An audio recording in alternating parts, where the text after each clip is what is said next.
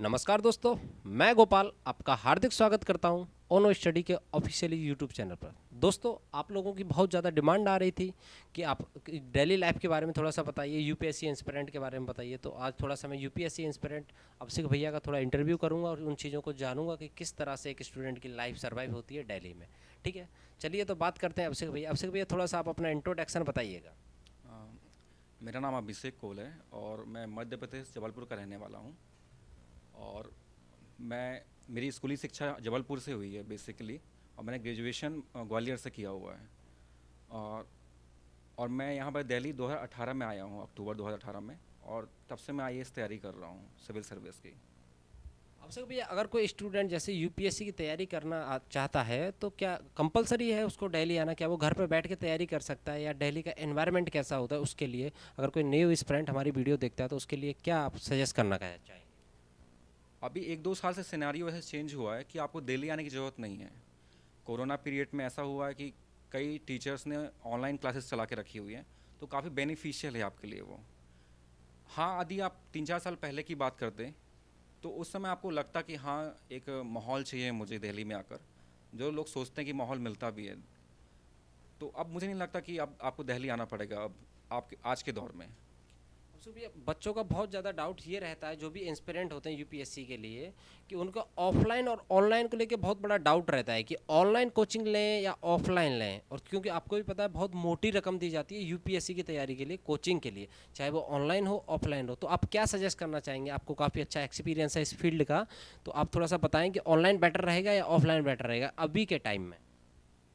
ये आपके स्टूडेंट की रुचि पर निर्भर करता है कि वो ऑनलाइन लेना चाहता है कि ऑफलाइन लेना चाहता है। मेरे ख्याल से जहाँ तक देखिए, दोनों के अपने फ़ायदे नुकसान हैं। यदि आप ऑनलाइन क्लासेस करते हैं तो ये निर्भर करता है कि आपका फोकस लेवल क्या है। यदि आपका फोकस लेवल अच्छा है, आप पढ़ने में डूबे हुए हो, किताबों में डूब जाते हैं या कोई लेक्चर कोई देख रहे हो, तो आपको डिस्ट्रैक्शन की आवश्यकता नहीं है। लेकिन यदि मोबाइल पे बार बार नोटिफिकेशन आ रहा है, आप किसी का दोस्त का मैसेज आ रहा है, आप अब लेक्चर से हट के आप उस नोटिफिकेशन को देखने लगते हैं, तो आपका एक थ्रो टूट जाता है लेक्चर देखते देखते, जो ऑनलाइन में खास तौर से एक डिस्ट्रैक्शन का कारण होता है। लेकिन यदि आप ऑफलाइन क्लास देख रहे हैं तो सर सामने होते हैं, फिजिकली होते हैं, आप कुछ भी डाउट पूछ सकते हैं, तो उस समय एक माहौल बना रहता है। और ऑनलाइन का ये भी नुकसान है कि आप लगातार स्क्रीन के टच में रहोगे तो आपको आंखें को नुकसान हो सकता है, या फिर थोड़ा हेडेक, स्ट्रेस, एंग्जाइटी स्टार्ट हो जाती है बच्चों को। कई बच्चे नहीं झेल पाते हैं। अच्छा भैया, हम एक चीज़ ये जानना चाहते हैं कि जैसे अगर कोई स्टूडेंट न्यू यूपीएससी की तैयारी करना चाहता है, आईएएस बनना चाहता है, तो क्या उसको कोचिंग करना, ज्वाइन करना ज़रूरी है? क्या वो खुद से कर सकता है? क्या उसको डायरेक्शन के लिए या स्टडी मटेरियल के लिए, क्या उन चीज़ों के लिए कोचिंग करना ज़रूरी है? क्या उसको स्टडी मटेरियल खुद से प्रोवाइड हो सकता है? वो कहाँ से मंगा सकता है? उस चीज़ को थोड़ा बताइए। देखिए, जहाँ तक है आज के दौर में तो कोचिंग की भी ज़रूरत बिल्कुल नहीं है। कोचिंग एक गाइडेंस का काम करता है आपके लिए। जैसे कि कुछ बच्चे ग्रामीण बैकग्राउंड से आते हैं, उनको बिल्कुल भी आइडिया नहीं होता कि आईएएस क्या चीज़ है। वो बस सुन लेते हैं कि आईएएस कुछ होता है, बिल्कुल नहीं जानकारी है उनके बैकग्राउंड के बारे में। तो उनको ऐसे लोगों को थोड़ा गाइडेंस की ज़रूरत पड़ती है। और वो कई लोग के बहकावे में भी आ जाते हैं जो बिल्कुल जानकार नहीं होते। तो ऐसे लोगों के लिए बेशक चाहिए गाइडेंस। यदि वो उनकी आर्थिक स्थिति अच्छी है तो बेशक वो कर सकते हैं कोचिंग। भैया देखिए, राय देने वाले तो हर चौराहे पे मिल जाते हैं स्टूडेंट के लिए, और प्लस में रोकने वाले भी बहुत हर राह पे मिल जाएंगे आपको, हर चौराहे पे मिल जाएंगे कि बन गए आईएएस, हो गए आईएएस। लेकिन उन चीज़ों को तोड़ मरोड़ के, उन चीज़ों को कॉम्प्रोमाइज़ करके, उन चीज़ों को हटा के एक मोटिवेशन कहाँ से लाएगा एक स्टूडेंट? क्योंकि 1 घंटे पढ़ लेगा, 2 घंटे पढ़ लेगा, और कितने घंटे पढ़ना आईएएस बनने के लिए, उस चीज़ पर थोड़ा सा डिटेल में आप डिस्कशन कीजिएगा कि एक आईएएस बनने के लिए कितने घंटे कंपलसरी होता है कि आप इतना घंटे स्टडी करें, उसके लिए मोटिवेशन कहाँ से लाएं? देखिए, ऐसा कि मोटिवेशन की ज़रूरत तो हमें अंदर से होती है। बाहरी सोर्स तो ऐसा कि आपको 2-3 दिन फूल जाएंगे, कुछ आपको जोश आ जाएगा, लेकिन 2-3 दिन तैयारी करके क्या कर लेंगे आप? आपको मोटिवेशन अंदर से आता है। मोटिवेशन कैसे अंदर से आता है? जैसे आपको कुछ लाइफ में बड़ा करना है, आपकी आर्थिक स्थिति ऐसी नहीं कि परिवार बिल्कुल उनकी मतलब बहुत डेली स्ट्रगल कर रहा है अपनी जीविका के लिए, तो आपके अंदर एक आता है कि अपने माँ बाप के लिए मैं कुछ करूँ। और यदि नहीं भी है तो आपके अंदर एक आएगा कि मुझे लाइफ में कुछ बड़ा करना है। और आईएएस वो प्लेटफॉर्म प्रदान करता है आपको एक सामाजिक परिवेश में। जैसे कि मैं बचपन से देखते आ रहा हूँ कि मैं बहुत ईगर था प्रशासनिक सुधारों के लेके, जो ज़िले में होते थे, जो कार्यक्रम होते थे। मैं अपने डीएम को पढ़ता था जो वो फैसले लेते थे, मैं अपने आईपीएस को पढ़ता था जो वो फैसले लेते थे, तो मुझे वहाँ से मोटिवेशन मिला कि कुछ काम करते हैं, कुछ समाज सेवा करते हैं। लेकिन कई तर्क ये भी देते हैं कि आप समाज सेवा दूसरे वे से भी कर सकते हैं। मैंने कहा कि हाँ, आप कर सकते हैं। आप अपनी स्वेच्छा से कुछ काम कर सकते हैं। आप नाली भी साफ़ करने वाला भी देश सेवा करता है, जो सफाई करने वाला है वो भी देश सेवा करता है। लेकिन आईएएस क्या आपको स्पेशल बना देता है? कारण है कि आपके अंदर डेडिकेशन है उस लेवल का। आप बड़े लेवल पे कुछ कर सकते हैं। भैया मेरा एक चीज़ ये भी मैं जानना चाहता हूँ कि अगर कोई, जैसे कि आप सभी को पता है, हमें भी पता है, हमारे व्यूवर्स को भी पता है कि आईएएस में एक प्री होता है, फिर उसके बाद में मेंस होता है, ये स्ट्रगल होता है। तो कहीं कहीं बच्चों को ये प्रॉब्लम आता है कि जो आर्ट्स बैकग्राउंड से हैं, कॉमर्स बैकग्राउंड से, बी और बीएससी, मोस्टली हमारे जो व्यूवर्स हैं 80% बी या बीएससी वाले हैं, तो उन लोगों को इस चीज़ को लेकर बहुत बड़ा डाउट रहता है कि ऑप्शनल में सब्जेक्ट कौन सा रखें, क्योंकि यूपीएससी के लिए ऑप्शनल का बहुत बड़ा रोल रहता है, ये हमने सुना है। तो आप थोड़ा सा उसको एक्सप्लेन कीजिएगा कि ऑप्शनल में कौन सा बच्चा, कौन से स्टूडेंट कौन सी सब्जेक्ट ले सकते हैं और कितना स्कोर तक कर सकते हैं, थोड़ा ऑप्शनल पे बताइए। देखिए, यदि आप नए स्टूडेंट हैं जो बिल्कुल नए फील्ड में आया है, तो आप एकदम से ऑप्शनल का फैसला मत लीजिए। आप थोड़ा तैयारी को दे दीजिए, जीएस पढ़िए, थोड़ा 6-7 महीने आप थोड़ा पढ़ लेंगे। यदि आप नए स्टूडेंट हैं बिल्कुल, तो उनको मैं यही सलाह दूंगा कि थोड़ा आप रम जाइए पढ़ाई में। आप थोड़ा रम जाएंगे तो आपको जिस क्षेत्र में रुचि लगे, जिस विषय में रुचि लगे, वो उसको ऑप्शनल के तौर पर चुन सकते हैं। ऑप्शनल का ये मत लीजिए कि ये स्कोरिंग है या फिर ये जीएस में फ़ायदा करेगा, ये सिलेबस कवर कर रहा है, ये मैटर नहीं करता है। आप उस रुचि, कितना रुचि से पढ़ते हैं उस सब्जेक्ट को, ये मायने रखता है। जैसे कि मेरा हिंदी साहित्य है, मुझे साहित्य पढ़ना बहुत अच्छा लगता है। मैं साहित्य पढ़ता हूँ तो मैं खुद को ढूंढता हूँ, खुद का सरोकार खुद से करता हूँ, खुद से मुलाकात करता हूँ, तो मुझे साहित्य पढ़ना अच्छा लगता है और मैं डूब ही जाता हूँ उसमें। यही कारण है कि मैं हिंदी साहित्य को चुना हूँ। तो आप अपना रुचि का ध्यान रखिए ऑप्शनल चुनते समय। भैया हम एक चीज़ की तरफ आपका रुख और लेना चाहेंगे, क्योंकि मोस्टली स्टूडेंटों का यही डाउट रहता है कि अगर एक नया स्टूडेंट दिल्ली में आता है तैयारी करने के लिए आईएएस की, तो उसके पास में एक मिनिमम, कम से कम जो अपना मैनेज करके कर सकता है, कितना बजट लेके आए, वो दिल्ली आए तो पर मंथली का कितना बजट लेके आए?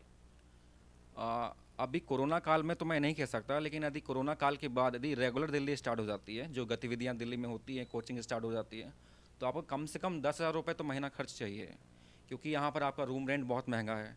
जैसे कि आप अकेले रहना चाहते हैं तो आपको 8500 में या 8,000 में रूम मिलेगा। क्योंकि आप देख सकते हैं नेहरू विहार मुखर्जी नगर में यही चल रहा है। जो ब्रोकर्स होते हैं वो अपना कमीशन लेते ही लेते हैं, साथ में आपका रेंट भी बढ़ा दिया जाता है। तो ये आपके ऊपर काफ़ी जेब पे भारी पड़ता है। तो और उसके अलावा भी आपकी पढ़ाई की सामग्री है, खाना है, कॉपी किताबें हैं, रिचार्ज है, आप कोई परचेज़ करते हैं ऑनलाइन कोर्सेज़ को, जैसे कि आप करंट अफेयर को कब परचेज़ करते हैं, कुछ भी करते हैं, तो आपको कम से कम 10,000 रुपये चाहिए। एक भ्रम और फैला हुआ है यहाँ पे स्टूडेंटों में कि जो स्टूडेंट ने अच्छा खासा ग्रेजुएशन लेवल अपना पास किया है तो वो अपना मीडियम ही चेंज करना चाहता है।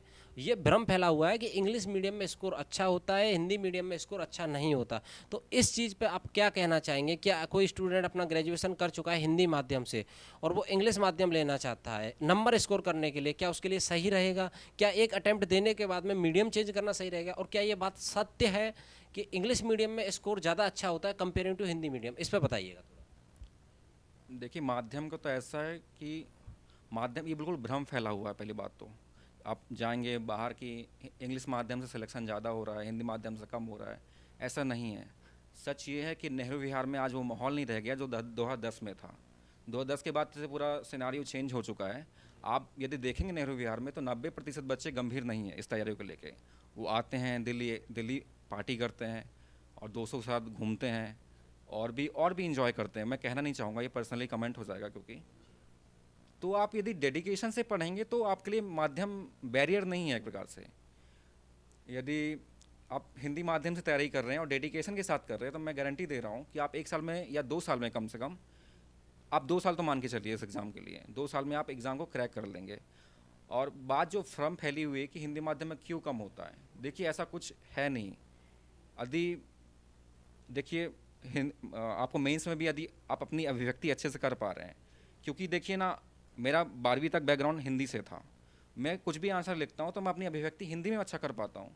मैं इंग्लिश नहीं ला पाता क्योंकि मेरा ग्रेजुएशन नहीं हुआ इस लेवल पे। मैं हिंदी ही किया हूँ तो मैं हिंदी में अपने आप को अभिव्यक्त कर सकता हूँ। तो जब मैं आंसर राइटिंग लिखूंगा मेंस में तो मैं हिंदी में अभिव्यक्त कर पाऊँगा और जितना प्रभावशाली में लेखन रहेगा मुझे इस हिसाब से मार्क्स मिलेगा। यदि मैं प्रभावशाली लेखन ही नहीं कर पा रहा हूँ तो मार्क्स नहीं दिया जाएगा मुझे। तो यही कारण है कि हिंदी माध्यम के लिए जो एक बाधा बना के रखे हैं, एक भ्रम फैला के रखे हैं, वो बिल्कुल गलत है। आप डेडिकेशन के साथ तैयारी कीजिए, आपका सिलेक्शन जरूर होगा। भैया इस चीज़ को लेके बहुत बड़ा भ्रम रहता है, मैंने देखा है अक्सर कर कि जिस बच्चे को थोड़ा इंग्लिश में वीक रहता है तो उसको ये लोग बोलते हैं कि सीनियर ये बोलते हैं कि तुम्हारा यूपीएससी की तैयारी करना बेकार है। क्या जिसका इंग्लिश वीक है वो यूपीएससी की तैयारी नहीं करता? क्या यूपीएससी हिंदी वालों को बुलाता नहीं है? क्या ऐसा कुछ है इसमें? आगे चल के मेंस पेपर में थोड़ा सा उस चीज़ पे थोड़ा प्रकाश डालिए आप। देखो, ये जब बच्चा मैच्योर होता है 18 साल के बाद, तो उसको एक खुद को जज करना आ जाता है। उसको पता चल जाता है कि मुझे टेम्परामेंट कैसा, मेरा दृष्टिकोण कैसा किसी चीज़ को सोचने का, किसी विषय पर, किसी मुद्दे पर। तो वो उसको वहाँ पर खुद को जज करना चाहिए, क्या मैं इस तैयारी के लायक हूँ, क्या मैं वाकई भी सिविल सर्विस के लिए जो एप्टीट्यूड चाहिए, क्या मैं उस लेवल पे सोच पा रहा हूँ। यदि सोच पा रहा हूँ तो मुझे तैयारी के लिए बेशक आगे जाना चाहिए। यदि नहीं है टेम्परामेंट, यदि आपका एप्टीट्यूडल एरिया ज़्यादा अच्छा है, जो मैथ्स रीजनिंग वाला पार्ट एरिया ज़्यादा अच्छा है, आप एनालाइज नहीं कर पा रही चीज़ों को, तो आप एसएससी कर लीजिए, वन डे एग्जाम कर लीजिए, वो ज़्यादा बेहतर है। आप फैक्ट्स याद कर लीजिए। लेकिन यदि आपके पास विश्लेषण बुद्धि है, आप चीज़ों को एनालाइज कर लेते हैं, गौर कर लेते हैं और एक सही व्यू, बैलेंस व्यू रख लेते हैं, तो बेशक आपके लिए सिविल सर्विस है। आप सिविल सर्विस तैयारी कर सकते हैं। जी, तो अभी मैं अब थोड़ा सा 1 मिनट बताना चाहूँगा आप लोगों को कि मैं थोड़ा सा अभी अभी 1 मिनट के लिए अभिषेक भैया के थोड़ा रूम का ओवरव्यू आप लोगों के लिए दिखाऊंगा कि यहाँ पे अभिषेक भैया ने एक पॉलिटिकल इंडिया का मैप लगाया हुआ है। थोड़ा सा इसको हाईलाइट कीजिएगा, दिखाइएगा। देन आफ्टर दैट भैया ने एक यूपीएससी एंड मी का एक लोगो लगा रखा है। फिर उसके बाद में never dream for success, do work for it, यानी कि अपने सपनों के लिए आप काम करो, वो लगा रखा है। तो भैया थोड़ा सा इन चीज़ों का थोड़ा मतलब समझाइएगा मुझे कि इन चीज़ों का क्या मतलब हो सकता है। देखिए, मैप तो मैं इसलिए लगा के रखा हूँ क्योंकि जब हम स्टडी कर रहे होते तो मैप में देखना होता पोजीशन, कहाँ पर कौन सा स्टेट है, कहाँ पर कौन सा ज़िला है, तो मैपिंग के लिए काफ़ी काम आता है। और बाकी मोटिवेशन तो ऐसा है कि कभी कभी हम डिस्ट्रैक्ट हो जाते हैं, तो वो हमें लाइन पे रखा रहता है।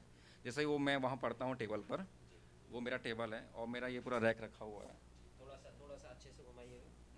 तो यहाँ पर मैं बैठ के पढ़ता हूँ और ये मेरा मोटिवेशन है कि आपका सिलेक्शन कैसे होगा। मैंने पूरा प्रॉपर रख के रखा हुआ है अपना लिख के। अच्छा भैया, इसमें कुछ चीज़ें और लिखी हुई हैं यहाँ पे, जी मैं थोड़ा सा साइड होके दिखाना चाहता हूँ। जी जी। इसमें थोड़ा सा दिखाइएगा। इसमें यहाँ पे भैया ने लिखा हुआ है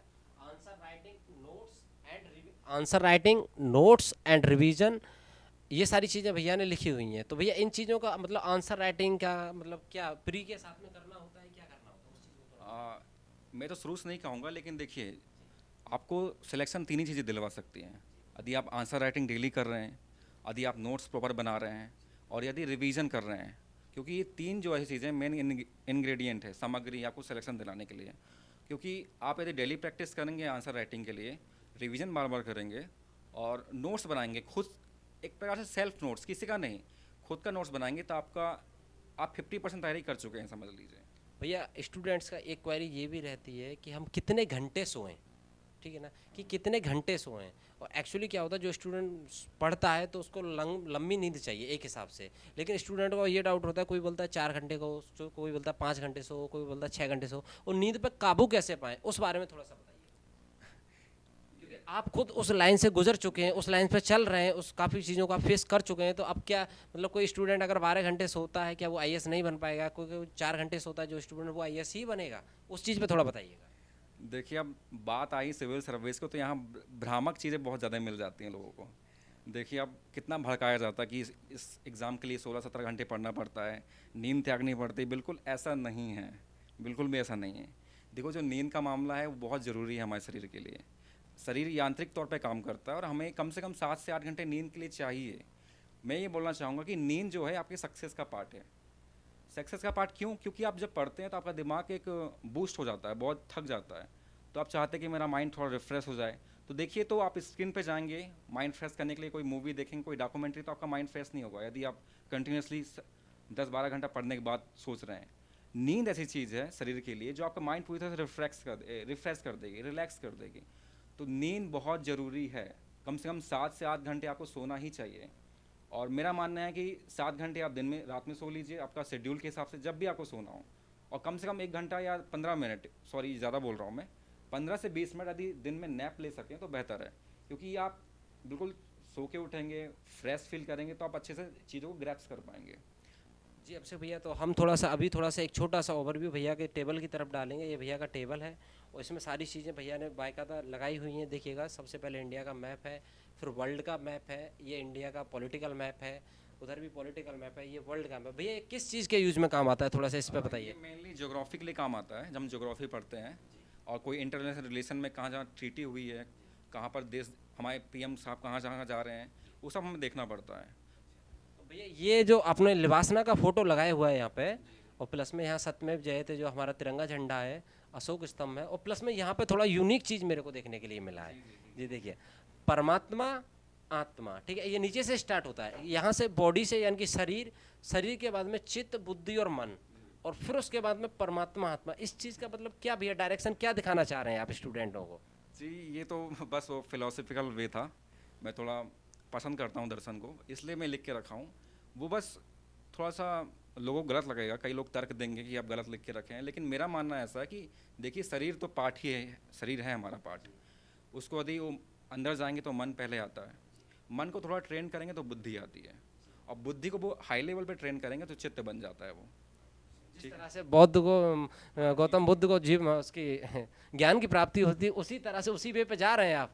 नहीं नहीं, ऐसा नहीं है कुछ, बस वो मैंने दर्शन पढ़ा हुआ है तो मुझे जो फील होता है मैं वो लिखा हुआ है। और आप लास्ट में देख सकते हैं कि जैसे कि आत्मा का कॉन्सेप्ट आया हुआ है, ये मेरा कॉन्सेप्ट है, बाकी जिसको तर्क देना वो काट सकता है अपने हिसाब से। मेरा मानना तो यही है कि आपको मन को ट्रेन करना पड़ता है जाके, जब जाके वो बुद्धि बनती है, और बेसिकली हमें बुद्धि से ही काम करना पड़ता है। अच्छा भैया, जैसे कोई नया स्टूडेंट यहाँ पे दिल्ली में आता है और अगर उसको तैयारी करना है, तो एक एवरेज जिस तरह से बोलते हैं कि कितने घंटे पढ़ना है न्यू स्टूडेंट को, और सबसे बड़ा भ्रम ये होता है कि ओल्ड एनसीईआरटी पढ़ें, न्यू एनसीईआरटी पढ़ें, या एनसीईआरटी पढ़ें या ना पढ़ें। तो एनसीईआरटी पे आप दो लाइन बोलिएगा कि एनसीईआरटी के बारे में आप क्या बोलना चाहते हैं? जी एनसीईआरटी तो बेसिक है, आपको पढ़ना है, जब तक तैयारी शुरू करते हैं तो एनसीईआरटी पढ़ना बेहद ज़रूरी है। तो एनसीईआरटी के आप लोग प्रेफरेंस करते हैं कि एनसीईआरटी कंपलसरी आपको पढ़ना ही पड़ेगा? जी जी, पढ़ना ही है, वो आपका फाउंडेशन होता है।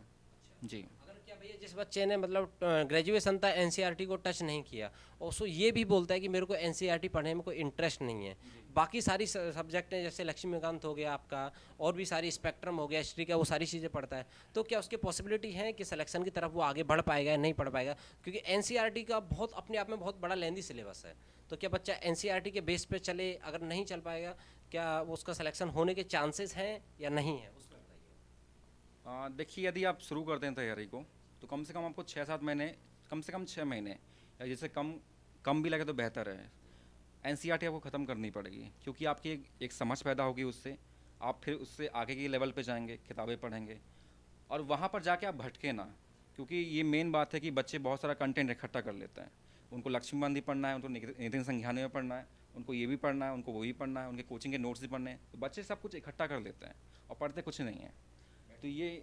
तो बात ये है कि आप मिनिमम सोर्स रखिए और उसी सोर्स को बार बार रिवाइज करिए, जितना मिनिमम सोर्स होगा आपकी तैयारी उतनी बेहतर होगी, आप उतना अच्छा लिख पाएंगे, आपका उतना अच्छा जल्दी सिलेक्शन हो जाएगा। भैया देखिए, हमने प्री का बात किया, ऑप्शनल का बात किया, तो थोड़ा सा मैं आपका ध्यान सी सेट की तरफ लेने जाऊंगा। तो थोड़ा सी सेट के बारे में आप बताइए, अगर किसी बच्चे का मैथ वीक है या रीजनिंग उसको नहीं आता, तो वो सी सेट में किस तरह से स्कोर कर सकता है, तो आप थोड़ा सा बताइए, क्योंकि पासिंग होता है सी सेट, तो उस तरह से सिर्फ पासिंग तक बच्चा कैसे पहुंच सकता है, और जीएस से अपना ध्यान हटा के तो कैसे वो टाइम निकाल सकता है सी सेट के लिए? देखिए जैसा हम जानते हैं कि सी सेट क्वालिफाइंग प्रकृति का होता है, इसमें 80 क्वेश्चन आते हैं और हमें कम से कम 27 क्वेश्चन सही करने होते हैं, और 27 तो नहीं, कम से कम हमें 35 तो छूना ही पड़ता है, क्योंकि तभी हमारा सिलेक्शन हो पाएगा। इस हिसाब से देखें तो सी सेट में हमें कम से कम 66 नंबर चाहिए। तो इसमें 3 पार्ट होते हैं, मैथ्स, रीजनिंग, कॉम्प्रहेंसन। तो मैंने तैयारी अलग अलग की है अपनी, मैंने रीजनिंग पीयूष वार्ष्णेय सर से की है, जो रीजनिंग बेहतर पढ़ाते हैं, और उन्हीं की वीडियो में देखता हूँ तो काफ़ी बेहतर है। यदि उनकी आप पढ़ भी लेंगे रीजनिंग तो आपके कम से कम 20 क्वेश्चन कहीं नहीं जा रहे रीजनिंग के।